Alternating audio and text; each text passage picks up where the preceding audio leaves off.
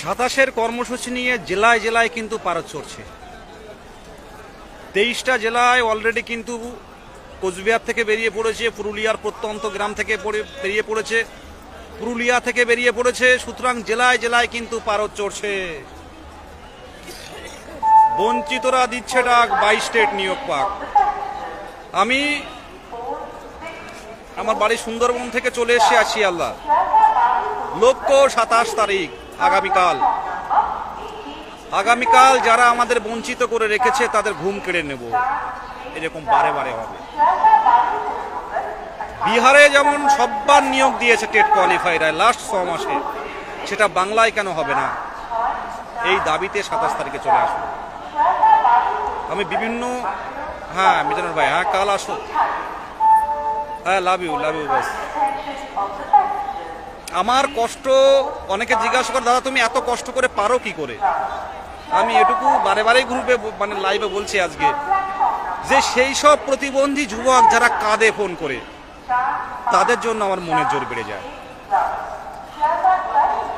সেই সব যার বাবা, সেই সব বহু চাকরি প্রার্থী যার বাবা স্ট্রোক হয়ে পড়ে আছে, সে চপের দোকান দেয়, তাদের জন্য আমার মন কাঁদে, তাই ছুটে আসে।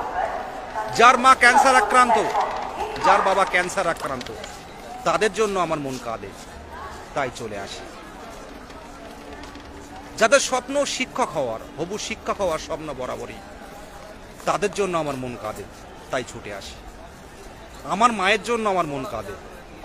মা বাবার বড় ইচ্ছে, খুব ইচ্ছে, ছেলের এত চেষ্টা করছে একটা তার স্বপ্ন শিক্ষক হওয়ার, সেটা কবে পূরণ হবে? বারে বারে জিজ্ঞাসা করে, কিছু বলতে পারি না। টেট কোয়ালিফাই করলাম, পূর্ণ প্রশিক্ষণ হলাম, বনে জঙ্গলে মাছ কাঁকড়া ধরে বাবার অর্থ থেকে ডিএলএড কোয়ালিফাই করলাম, কি পেলাম? বিহারে তো সববার নিয়োগ পেয়ে গেছে, তাহলে বাংলায় কেন পাবে না? টেট পাস মানেই তো বিহারে নিয়োগ।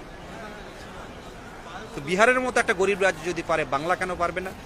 এই দাবিতে 27 তারিখের পথে আসুন। আমরা হবু শিক্ষক, আমাদের অধিকার যারা কেড়ে নিচ্ছে, তাদের ঘুম কেড়ে নিন। এটা সরকারের, আমি পর্ষদ সভাপতি মাননীয় গৌতম পাল মহাশয়ের কথা, প্রত্যেক কথা আমি মন দিয়ে শুনি। ওনার কথা অনুযায়ী আমরা কোনো আইনি জটিলতা সৃষ্টি করছি না। আমার কথা সরকারের সাথে, আমার কথা সরকার যদি ভ্যাকান্সি দেয়, সরকার যদি একটা সিগন্যাল দেয় হ্যাঁ আপনি নিয়োগ করুন, তাহলে কিন্তু আমাদের নিয়োগটার কোনো বাধা থাকবে না। আশা করছি মার্চ মাসের প্রথম সপ্তাহের মধ্যে বা 10 তারিখের মধ্যে আমাদের নিয়োগ পাবে। সরকার যদি সদিচ্ছা দেখায়, নিয়োগ হওয়াটা কোনো কঠিন ব্যাপার না। আমি পর্ষদের কথা বলছি না, আমি সরকার, আমাদের জনপ্রিয় মুখ্যমন্ত্রী, আমাদের সকলের দিদি, সকলের অভিভাবিকা, শ্রদ্ধেয়া আমাদের শ্রীমতী মমতা ব্যানার্জি মহাশয়ের কাছে আমি বার্তা দিতে চাই যে 2022 প্রাথমিক টেট উত্তীর্ণদের কথা একটু ভাবুন সহানুভূতির সহিত। আমরা আপনাদের ঘরেরই ছেলে, আমরা সাথে আছি। বিহারে নিয়োগ দিয়েছে, একটু জেনে দেখবেন, বিহারে সববার নিয়োগ দিয়েছে, তাহলে বাংলায় তো পাওয়া উচিত। আমরা তো বাংলার সৃষ্টি, আমরা বাংলার যুবক, বাংলার দৃষ্টি, আমরা বাংলার বঞ্চিত সমাজ। আমাদেরকে নিয়োগ করুন, এই অনুরোধ রাখছি। খুব দ্রুত আশা করছি পেয়ে যাব। তবে আগামীকাল আমাদের যে লড়াই, রাস্তার লড়াই, আগামীকাল কিন্তু লড়াই জারি থাকবে। দেখুন, আন্দোলনের রূপরেখা এখানে বলা যাবে না। আপনারা জেলা গ্রুপে যুক্ত আছেন, সেখানে জিজ্ঞাসা করবেন, এটা আনভেরিফাইড ব্যাপার আছে। হ্যাঁ, বিহার যদি পারে, বাংলা কেন নয়? আমি শেষ করছি, আজকে বেশি কথা বাড়াবো না। আর আগামীকাল আমাকে পাবেন না, টেক্সট করবেন, রিপ্লাই দেব। আমাকে ফোন করলে কিন্তু পাবেন না। আপনারা জানেন, সব সময় পুলিশ চায় যে মাথা, যে আগের দিনও বিকাশ ভবন অভিযানে দেখলেন, আগে তুলে নিল, একে আগে তুলতে হবে। পুলিশ আমাদের শত্রু নয়। পুলিশকে বলবো, আবারও বার্তা দেব পুলিশকে, যে আসুন না, আমাদের হেল্প করুন, আমাদের দাবিগুলো শুনুন। আপনাদের ঘরের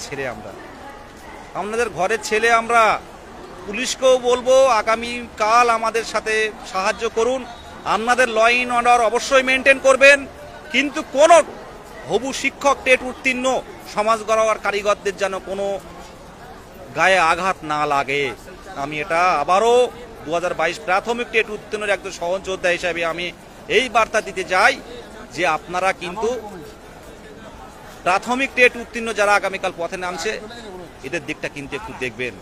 এদের হকের দাবি এটা, এই বঞ্চিতদের দাবি। আমরা বাংলার যুবক, বাংলার হবু শিক্ষক, পাশে থাকবেন। আগামীকাল আপনারা আসুন, এই বলে আমার সংক্ষিপ্ত কথা শেষ করছি।